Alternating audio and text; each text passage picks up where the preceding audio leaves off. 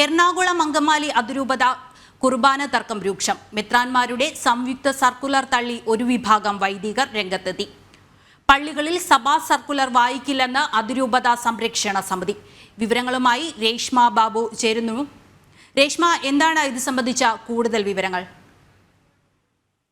ദൃശ്യ, എറണാകുളം അങ്കമാലി അതിരൂപതയിൽ നാളുകളായിട്ട് കുർബാന തർക്കം നിലനിൽക്കുകയാണ്. അതിനിടയിൽ ഇക്കഴിഞ്ഞ ജനുവരി 13-ാം തീയതി ഈ ഏകീകൃത കുർബാന നടപ്പാക്കണമെന്ന് ആവശ്യപ്പെട്ടുകൊണ്ട് മെത്രാൻമാർ സർക്കുലർ ഇറക്കിയിരുന്നു. ഈ സംയുക്ത സർക്കുലർ എല്ലാ പള്ളികളിലും വായിക്കണമെന്നായിരുന്നു മെത്രാൻമാരുടെ നിർദ്ദേശം. ഈ നിർദ്ദേശമാണ് നിലവിൽ വിമത വിഭാഗം വൈദികർ തള്ളിയിരിക്കുന്നത്. ഈ ഭൂരിഭാഗം പള്ളികളിലും സംയുക്ത സർക്കുലർ വായിക്കില്ല എന്ന വിമത വിഭാഗം യോഗം ചേർന്നുകൊണ്ട് തീരുമാനം എടുത്തിരിക്കുകയാണ്. പുതിയ major archbishop Mar Raphael Thattil ഇത്തരം ഒരു സർക്കുലർ നൽകരുതായിരുന്നു എന്നുള്ള ഒരു ആക്ഷേപം കൂടി വിമത വിഭാഗം ഉയർത്തുകയും ചെയ്യുന്നുണ്ട്. മാത്രവുമല്ല, ജനാഭിമുഖ കുർബാനയിൽ നിന്ന് തങ്ങൾ പിന്നോട്ടില്ലെന്നും വിമത വിഭാഗം വ്യക്തമാക്കി.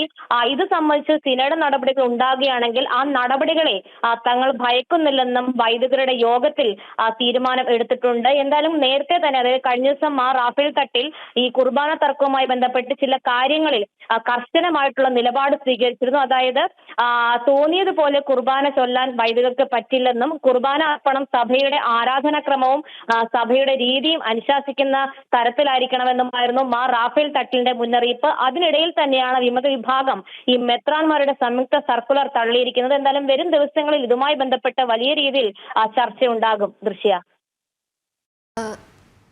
അങ്കമാലി അതിരൂപതയിൽ കുർബാന തർക്കം രൂക്ഷമായിരിക്കുകയാണ്. മെത്രാന്മാരുടെ സംയുക്ത സർക്കുലറാണ് ഇപ്പോൾ ഒരു വിഭാഗം വൈദികർ തള്ളിയിരിക്കുന്നത്. ഇതിനെ സംബന്ധിച്ച കൂടുതൽ വിവരങ്ങളാണ് ഇപ്പോൾ നമുക്ക് രേഷ്മ തന്നത്.